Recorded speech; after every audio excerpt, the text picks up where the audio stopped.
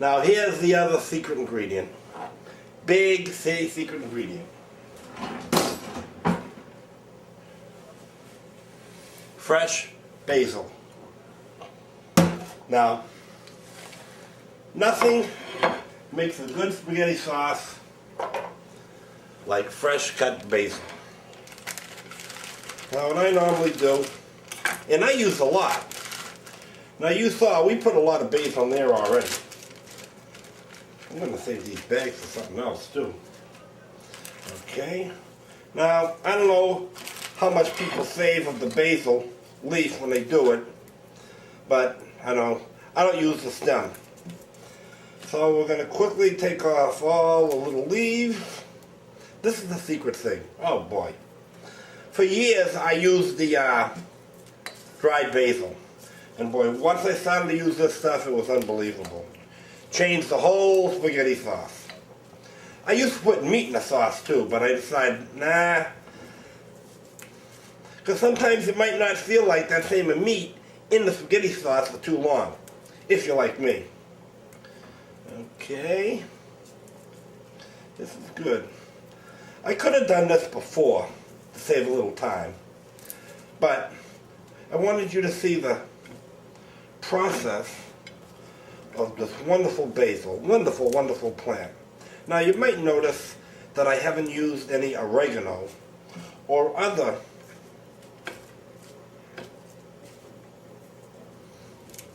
seasonings. Now, I don't think so. I'm a basil man. Yeah, I love basil. And I like root beer too, but I don't make my own root beer. Maybe someday we will. Now this is a good home, cheap way to make a great meal for later on and for, a couple of weeks. But this is the master thing. I try to get the buds too. Boy, I can smell that basil. Can you smell that basil? I bet you can. That's how wonderful it is. Oh, basil. Yeah, it reminds me of Basil Rathbone. You know the Sherlock Holmes series on TV? Yeah, I was big on that. I don't know what else he did. But basil. Oh, man. It's a wonderful plant. I'm not big on onions. I like onion rings though, but I don't like the taste of onions. So I don't put a lot of onions in too much of the foods that I make. Okay, we're going to be almost finished here. Look at that basil. Now, like I said, never worry about putting too much in. Don't be a marshmallow, be a man. Now, the way I kind of break it up, I kind of mash it up like this, and then start cutting it. Ah. Now some people are out there going, oh, that's too much basil. No. You can't have too much basil. Plus it adds to the weight. Now you say, hey, we already put some dried basil in and that store-bought fancy stuff that you had. How come we're putting this in too? Why don't we just put this? Little added spice ain't gonna hurt anybody. Oh boy. Yeah, I got a jar and a half left in my refrigerator. So I gotta make some more.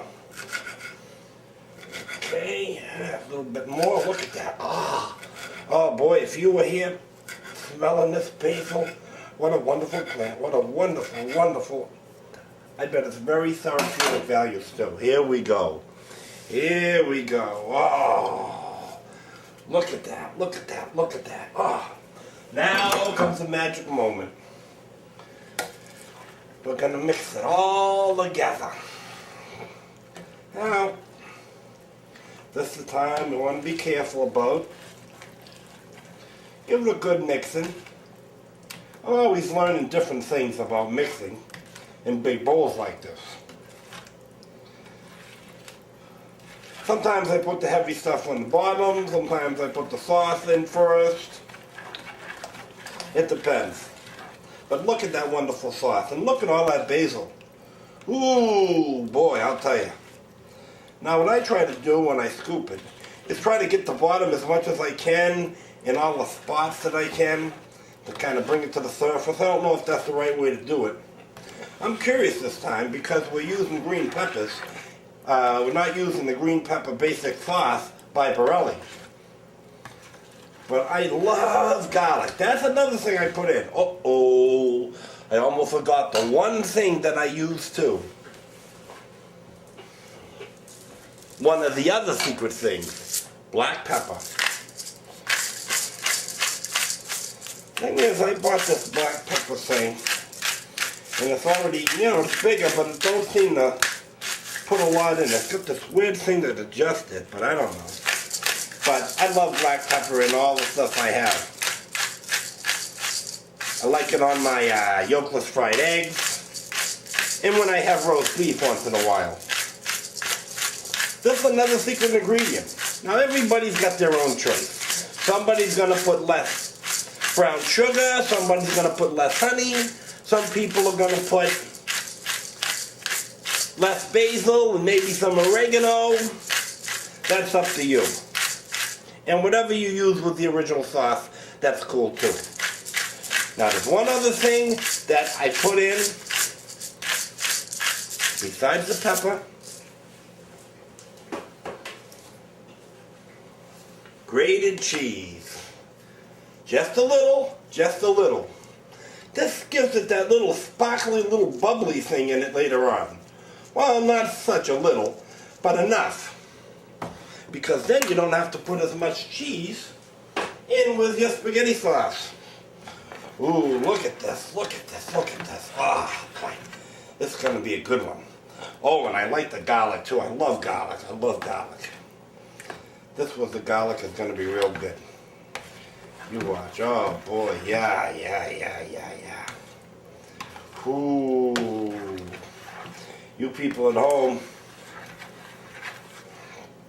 I know what you're thinking. People out there, the cooks that don't like to cook, or don't like to cook that much. But boy, and on an industrial level, if you ever get that point where you're in a diner, or you're working in a diner, or you get like a roach coach or some other thing, and you're making your own thing, this is a great opportunity to learn to make bulk. Now, although we made 5 big jars, with all the ingredients we added, we're going to get more than 5 jars out of it. I say we might get 6, maybe 6.5, 7. The next thing I do